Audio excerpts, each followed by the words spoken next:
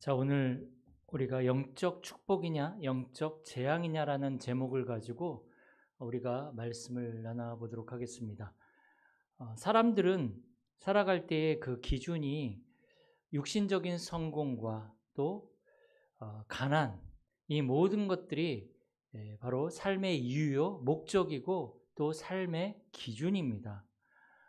그러나 하나님이 우리 인간을 창조하셨을 때에 우리 인간은 육신의 것에 집중하며 육신의 것을 위해서 살아가도록 그렇게 하나님이 창조하지 않으셨습니다. 육신적인 것은 따라오는 거지, 그것에 집착하고 그것을 위해서 살아가는 것은 원래 하나님이 우리 인간을 만드신 목적은 아닙니다. 원래 인간은 영적인 축복을 당연히 누리면서 그 축복 가운데 살아가도록 만들어졌습니다. 그래서 최초의 인간인 아담과 하와가 영적 축복을 누리는 것은 당연한 삶이었습니다. 아브라함과 하와가 어떻게 하면 내가 더 먹을 것을 풍성하게 누리지? 어떻게 하면 내가 성공을 하지? 어떻게 하면 내가 잘 살지? 이러한 삶을 살지는 않았습니다. 아담과 하와는 그냥 하나님과 함께하는 삶을 누렸습니다. 하나님께 집중했고요. 아담과 하와의 삶은 말씀의 근거에서 살아가는 삶이었습니다. 하나님이 창세기 1장 27절 8절에 보면 하나님이 인간을 만드실 때 정복하고 누리고 다스려라, 그렇게 말씀하셨거든요. 그 말씀의 근거에서 아담과 하와의 삶은 에덴에서 하나님이 창조하신 전 세계를 다스리는 삶이었습니다. 그러니 말씀에 집중한 삶인 거죠.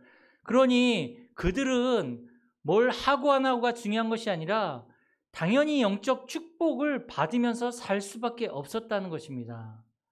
그러나 창세기 3장에 아담과 하와가 사단의 말을 듣고 하나님의 말씀을 불순종하고, 그리고 하나님의 영이 떠나면서 하나님이 함께하지 아니하고 영의 눈이 어두워져서 영이신 하나님을 볼 수 없고 영적인 것을 볼 수 없는 상태가 되니 당연히 영적 축복을 누리는 것이 아니라 영적 재앙을 당하는 삶이 당연한 삶이 되어졌다는 것입니다. 우리는 여기에서 조금 생각해 봐야 될 것이 있습니다. 지금 나는 어디에 집중하고 있고 무엇을 기준으로 살아가고 있는가, 이 부분에 대해서 좀 질문을 할 필요가 있는 거죠. 아담과 하와의 그 영적 상태는 당연히 하나님과 함께하는 삶이었다니까요. 당연히 말씀이 집중하고 말씀의 근거로 살아가는 삶이었습니다. 그러나 하나님을 떠난 이후에 아담과 하와가 사단과 죄와 영적 재앙 속에 그 삶이 살아갈 수밖에 없는, 그 후대까지도 그 속에서 영원히 멸망당할 수밖에 없는 인생이 되어진 것이죠. 그래서 오늘 말씀을 통해서 우리는 다시 한번 내가 무엇을 추구하고 있고 무엇에 집중하고 있고 내가 무엇을 위해서 살아가고 있는가라는 부분에 대해서 다시 한번 나 자신을 점검해 볼 필요가 있는 것입니다. 우리가 계속 창세기를 통해서 아브라함과 롯을 우리가 말씀을 통해서 확인하고 있습니다. 아브라함과 롯은 똑같이 가나안 땅에서 갈대아 우르에서 하나님의 부르심을 받았죠. 그러나 아브라함은 불신앙하고 또 때로는 불순종하고 또 어떨 때는 두려워서 자기 아내를 누이라고 속이기도 하고 여러 가지 갈등과 어려움과 문제가 있었지만 이 아브라함은 그럼에도 불구하고 여호와 앞에 단을 쌓으며 여호와의 이름을 부르면서 영적인 상태를 계속 바꿔 나간 것입니다. 계속 하나님이 주신 그 언약에 집중하면서 복음의 단을 쌓고 여호와의 이름을 부르면서 영적 상태를 바꿔 나간 것이죠. 그러나 롯은 어땠습니까? 롯은 아브라함 옆에서 따라다니면서 아브라함에게 역사하신 하나님을 보았고, 또 아브라함이 단을 쌓을 때 같이 그 옆에서 그 단을 쌓는 것도 보았고, 여호와의 이름을 부르는 것도 들었고, 그럼에도 불구하고 롯은 영적 상태를 바꾸지 못하고 결국에는 나중에 비참한 인생을 맞이했다는 것을 우리는 지난주 설교에서 확인했습니다. 그래서 이 아브라함과 롯의 영적 상태가 극명하게 드러난 것은 언제이냐면 바로 아브라함과 롯의 목자들이 다툴 때에 아브라함은 롯에게 먼저 얘기를 합니다. 네가 먼저 좋은 곳으로 가라. 그러면 네가 좌하면 나는 우하고 네가 우하면 나는 좌하겠다. 이렇게 할 때 롯의 선택의 기준은 뭐였습니까? 롯의 선택의 기준은 정말로 풍성하고 물질적으로 굉장히 풍요로운 소돔성을 선택한 거죠. 그게 선택의 기준이고 그게 삶의 이유인 것입니다. 그게 바로 롯의 영적인 상태였던 것이죠.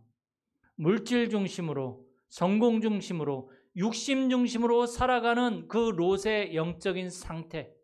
그렇게 아브라함을 따라다니면서 여호와의 이름을 부르고 단을 쌓고 또 하나님이 역사하시는 것을 본 롯이지만 그냥 어떻게 보면요, 지금으로 말하면 그냥 부모님 때문에 겨우겨우 교회 다니면서 예배도 참석하고 예수 그리스도에 대해서 듣기도 하고 또 때로 사람들이 기도하면서 응답받은 것을 듣기도 하고 했지만 그리스도를 알지만 전혀 자신의 상태를 바꾸지 못한 그런 신자의 모습일 수 있습니다. 어쩌면 우리의 모습일 수 있는 거죠. 그 롯의 모습이. 그러니까 문제만 오면 자꾸 어떻게 됩니까? 불신앙으로 돌아가고 어려움이 오면 자꾸 어디로 갑니까? 애굽으로 내려가고 자꾸 위기가 오면 자꾸 불신앙 속으로 들어가는 그 롯의 모습. 그리고 우리가 선택할 때 어떻게 하면 내가 성공할 수 있을까? 어떻게 하면 내가 잘 될 수 있을까? 어떻게 하면 돈을 많이 벌 수 있을까? 어떻게 하면 우리 자녀가 잘 될까? 이 기준을 가지고 모든 선택을 하고 삶의 이유가 되어지니 교회를 다녀도 응답이 없는 거죠. 교회를 다녀도 우리에게 있는 영적 문제를 해결할 수가 없는 거죠. 그래서 이 롯은 자기의 보이는 대로 육신적인 선택을 하고 사실은 그게 롯이 그동안 쌓아왔던 영적 상태예요. 아무리 교회를 다녀도 바뀌지 않으면 어쩔 수 없는 거예요. 그러나 아브라함은 어땠습니까? 아브라함은 언약을 기준으로 선택을 한 것이죠. 그래서 아브라함이 들어간 것이 바로 마므레 상수리 나무 숲을 산지를 선택했단 말이에요. 산지. 아무것도 없는 그 산지를 선택했단 말이에요.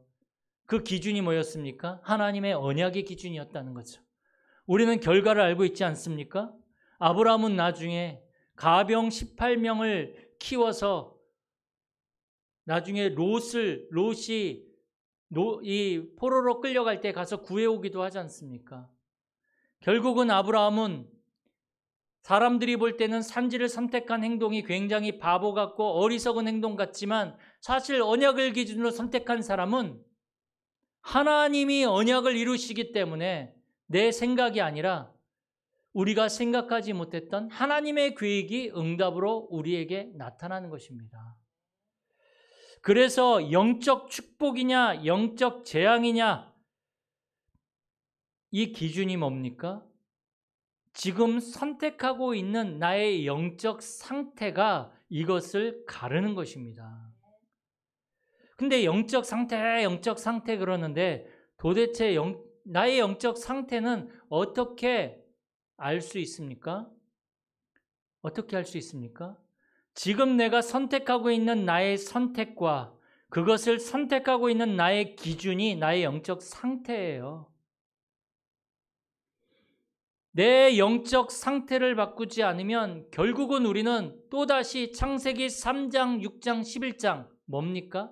나로 돌아가는 거예요. 나. 육신으로 돌아갑니다. 육신으로. 성공 중심으로 돌아갑니다. 거기에서 결국은 영적인 재앙을 맞을 수밖에 없는 것이죠. 오늘 읽은 이 본문에도 나와 있지 않습니까? 이 롯은 자기가 눈에 보이는 대로 육신적인 선택을 해서 소돔으로 들어갔는데, 자기의 성공을 위해서 소돔으로 들어갔는데 어떻게 되어집니까? 지금 완전히 소돔이 멸망함으로 말미암아 이 자기의 모든 전 재산을 다 놓고 나와야 되는 상황인 거죠.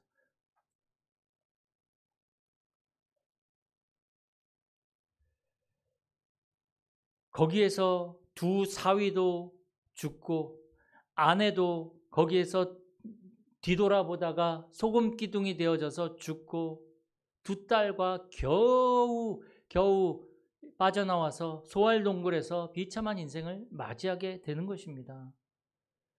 그게 바로 롯이 자기는 굉장히 잘 선택했다고 하는 선택이었지만 결국에는 영적 재앙으로 이제 비참한 인생을 맞이하게 된 것입니다.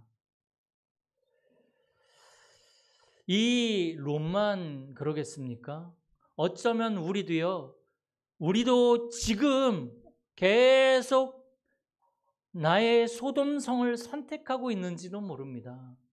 굉장히 좋아 보이고 하나님 없이도 우리는 성공할 수 있어. 잘 돼야지. 성공해야지. 그게 틀린 겁니까?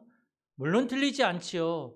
그러나 하나님은 우리를 하나님의 자녀로 부르시고 우리를 통해서 언약을 이루어가길 원하시기 때문에 하나님은 우리가 소돔으로 가는 것을 원치 않으십니다. 빨리 그 멸망의 그 재앙의 소돔에서 빨리 빠져나오기를 원하십니다. 예수 믿는 신자가, 교회 다니는 신자가 맨날 나 육신 성공 중심으로 살아가면서 선택하면서 영적인 재앙 속으로 들어가면 되겠습니까? 그래서 우리는 빨리 나의 소돔성에서 빠져나와야 합니다. 하나님이 자꾸 사인을 주신데도 불구하고 자꾸 돌아가는 나의 소돔성이 있습니다. 자꾸만 돌아가요, 소돔성으로. 자꾸.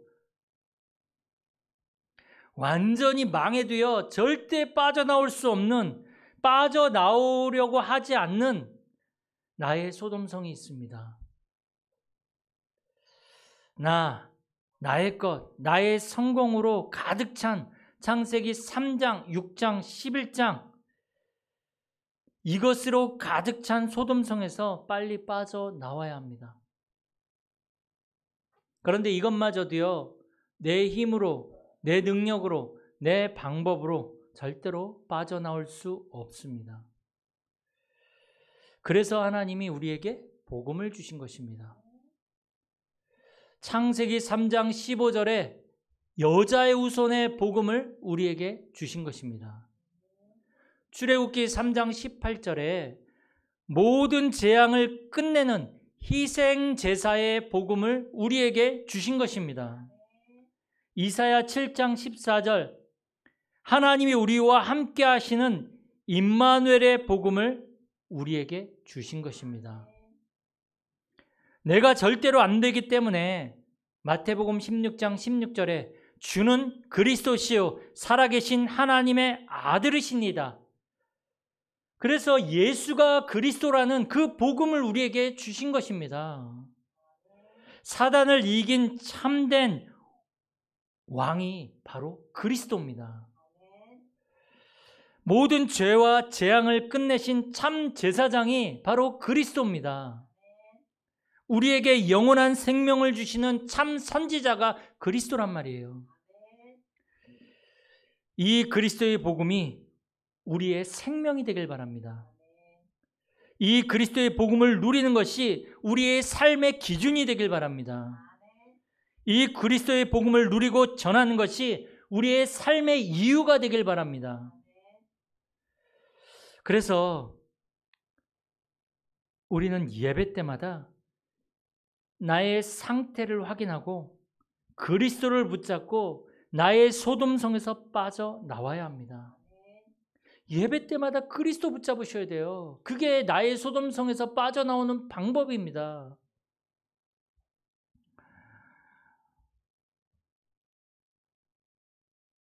사람들 보면 과거의 상처에 딱 묶여가지고 못 빠져나온 사람들 많습니다. 교회 다녀도 잘 살다가 어느 날 어떠한 그 자기 상처가 건드려지는 그 말이나 그러한 상황이 되면 못 견디는 거죠.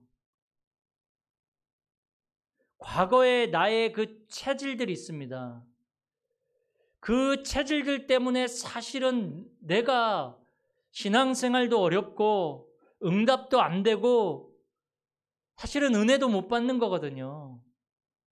말씀도 안 들리고 그게 바로 나의 소돔성입니다. 자꾸만 돌아가려고 하는 거죠.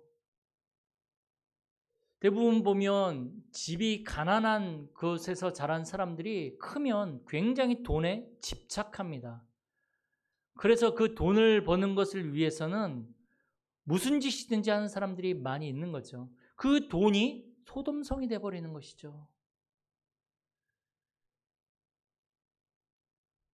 우리 한국 사람은 한국 사람의 체질이 있거든요. 필리핀 사람은 필리핀 사람의 체질이 있습니다. 굉장히 이게 복음 안에서는 유익한 것이 될 수 있겠지만 자칫 잘못하면 그 체질이 내가 은혜 받고 내가 하나님의 사명을 이루는데 방해되어지는 나의 소돔성이 된다니까요. 나의 소돔성에서 빠져나와야 합니다. 제가 필리핀에서 이렇게 많이 이제 사역을 했잖아요. 우리 정혜권 선교사님 교회에 가서도 사역을 하고 또 팔라완이라는 섬에 가서도 이렇게 사역을 많이 하는데 필리핀에 가보면 대부분 차에도 이렇게 써 있어요. I love Jesus Christ. 이거 굉장히 많이 써 있어요. 예수님을 사랑한대요. 근데 실질적으로 그리스도가 누구냐 그러면 몰라요. 그리스도 안 믿는 사람, 모르는 사람 굉장히 많습니다.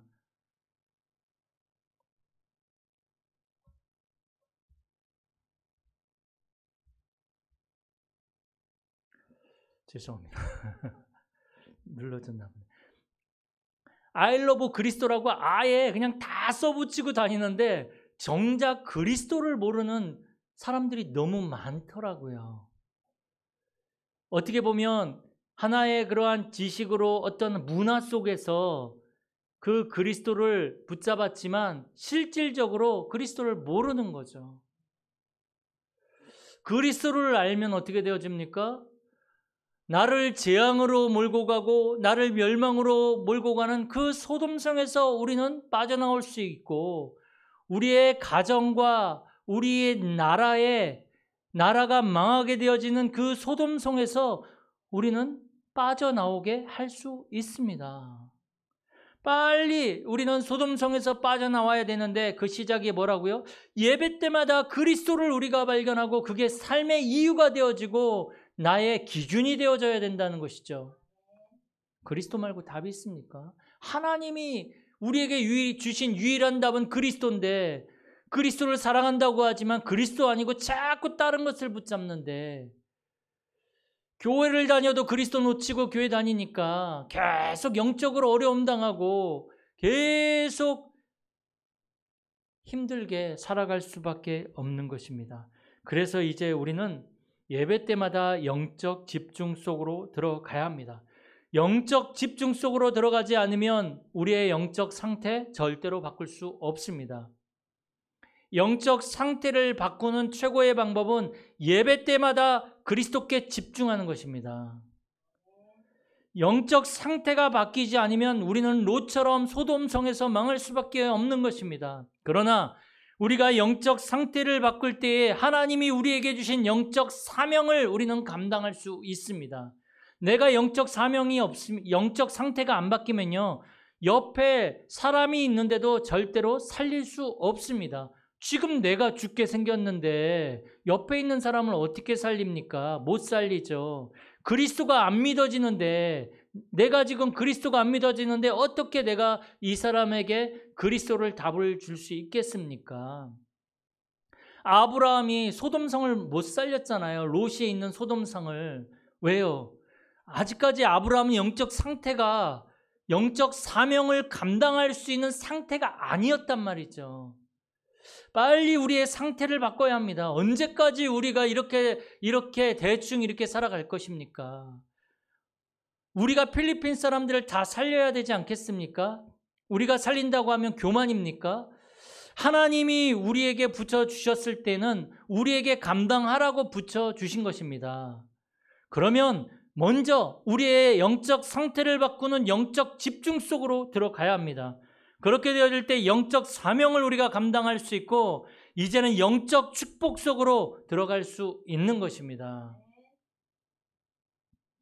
그 예배 속에서 우리는 그리스도를 누리고 그 그리스도께 집중하며 영적 상태를 우리는 바꿀 수 있습니다.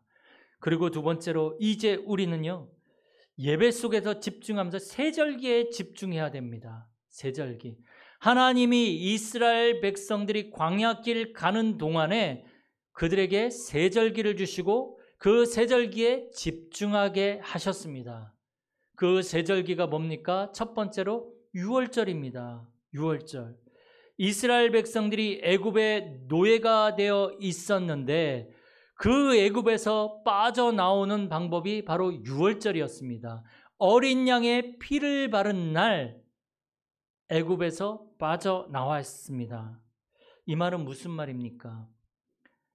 나의 과거를 완전히 끝내신 그리스도를 붙잡아라. 나의 과거를 완전히 끝내신 유월절의 그리스도를 붙잡아라. 나의 모든 아픔과 과거를 끝내신 유월절의 그리스도를 붙잡고 영적 출애굽을 맛봐라. 예배 때마다 이 유월절에 집중하는 것입니다. 나의 과거를 끝내신, 나의 상처를 끝내신 그 유월절에 그리스도께 집중해야 됩니다. 그러면서 하나님이 또 이스라엘 백성들에게 주신 절기, 두 번째 오순절을 지키라고 말씀하셨습니다. 오순절은 뭡니까? 성령의 충만함입니다. 하나님이 주신 힘을 가지고 우리는 이 광야 같은 세상을 살아가야 되는 것입니다. 불안하잖아요. 어떻게 해야 될지 모르겠잖아요. 부족한 건 너무 많잖아요. 힘 빠질 때 많잖아요. 하나님이 주신 힘이어야지만 우리는 이 광야 같은 세상을 승리하면서 갈 수 있는 것입니다. 이스라엘 백성들이 광야길을 갈 때에 하나님은 그들에게 너들 가지고 있는 거 금 다 내놔서 그것을 가지고 성막을 만들어라. 성막을 만들고 그 안에다가 언약궤를 놓고 이스라엘 백성들이 광야길 가게 하셨는데 그 언약궤는 그리스도를 말하죠. 그러면서 이스라엘 백성들의 모든 집의 창문을 그 성막을 향해서 열게 하셨거든요. 아침에 일어나면 그 성막에서 희생제사를 드리는 그 연기를 바라보면서 그들은 하루를 시작했고, 저녁에도 그 제사를 드리는 그것을 보면서 하루를 마감했습니다. 그리스도를 바라본 거죠. 이 문은 뭘 말합니까? 이스라엘 백성들이 광야 한복판에서 성막을 만들고 성막 중심으로 광야길을 갔던 것처럼 내 인생의 광야 한복판에 성막을 세우고 정말 내가 힘을 얻는 영적 시스템을 만들라는 얘기입니다.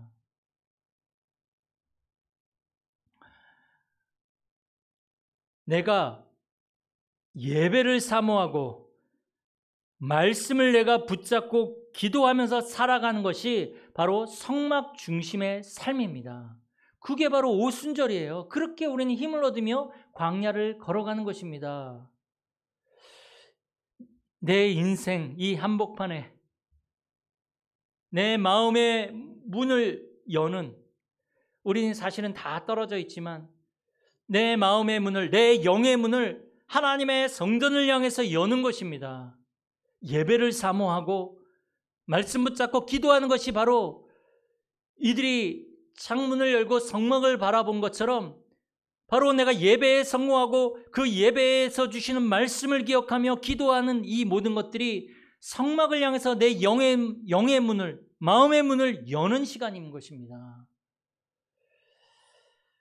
저와 여러분들이 이 영적 시스템을, 이 광야 같은 인생을 걸어가는 영적 시스템을, 이 성막을 세우시기 바랍니다. 반드시 세우셔야 됩니다. 수장절을 주셨죠. 수장절. 이스라엘 백성들이 가나안 땅을 정복하는 것은 사실은 굉장히 불확실하고 두려운 것입니다. 저와 여러분들이 불확실하고 두려운 나의 미래를 어떻게 준비하고 어떻게 정복할 수 있습니까? 수장절은 뭡니까? 수장절은 이 농사를 짓고 마지막 농사를 짓고 걷어들여서 곳간에 보관을 하는 것을 말하는 거거든요. 쌓아놓는 것은. 다시 말해서 그 하나님 나라 그것을 말합니다. 보좌를. 하나님 나라의 배경을 말하는 거죠. 저와 여러분들이 이 땅을 걸어가는 날 동안에 사실은 두렵고 불안하고 불확실한데 보좌의 배경을 누리면서 이 땅을 걸어가야 됩니다. 저와 여러분들 그래 기도하는 겁니다. 하나님 이 시간에 보좌의 능력으로 내게 역사하여 주시옵소서. 시공간 초월의 능력으로 지금 내 생각, 마음, 영혼 속에 임하여 주옵소서. 저와 여러분들이 기도해야 됩니다. 이게 영적 집중 속으로 들어가는 방법입니다. 뭐라고요? 예배 속에서 그리스도께 집중하고 새절기에 집중하는 것입니다. 여기에서 영적 축복이냐 영적 재앙이냐가 갈려지게 되는 것입니다. 저와 여러분들은 어디로 들어가야 되겠습니까? 무엇을 붙잡아야 되겠습니까? 많은 사람들이 교회를 오래 다녀도 응답이 없고 불안하고 두렵고 염려하고 갈등되어지는데 왜 그렇습니까? 내 영적 상태를 바꾸지 않으니 내 영적 기준이 나의 것, 나의 성공, 육신이란 말이죠. 세상 것이란 말이죠. 그러니까 세상 것이 나에게 오지 않으면 두렵잖아요. 불안하잖아요. 하나님은 우리를 그렇게 만들지 않았는데 아담과 하와처럼 하나님과 함께하며 하나님 것을 누리며 그리고 하나님의 말씀에 근거해서 살아가도록 만드셨는데 그게 영적 축복이거든요. 그런데 자꾸 하나님을 떠난 이후에 세상 것에 집착하며 나의 것에 집착하며 살아가니 교회를 나가도 신앙생활에도 두렵고 불안할 수밖에 없는 것입니다. 우리는 하나님이 하시는 그 속에 있어야 합니다. 그러기 위해서 조금만 영적인 집중, 예배에 반드시 성공하셔야 됩니다. 말씀 붙잡고 기도하셔야 됩니다. 그렇게 되어지면 내 생각과 마음이 바뀌어지게 되죠. 그러면 우리의 경제, 우리의 자녀 다 살아나게 되어져 있습니다. 이걸 우리가 한 번은 체험해야 되지 않겠습니까? 가문의 역사하는 이 사단의 이 권세가 우리의 자녀를, 우리의 가정을 공격하고 지금 계속 영적 재앙으로 몰고 가려고 하는데 우리가 그리스도께 집중하지 않으면 이걸 어떻게 막을 수 있고 어떻게 꺾을 수 있냔 말이죠. 정말 이번 한 주간이 온전히 그리스도께 집중하며 영적인 상태를 바꾸는 우리 모든 성도님들이 되어지기를 축복합니다. 살아계신 하나님 감사를 드립니다. 이번 한 주간도 우리가 오직 그리스도께 집중하며 영적 상태를 바꾸고 이제 우리를 통해서 영적 사명을 감당하게 하시며 영적인 축복을 누리는 우리 모든 성도들이 될 수 있도록 역사하여 주옵소서. 주 예수 그리스도의 이름으로 기도드립니다. 아멘.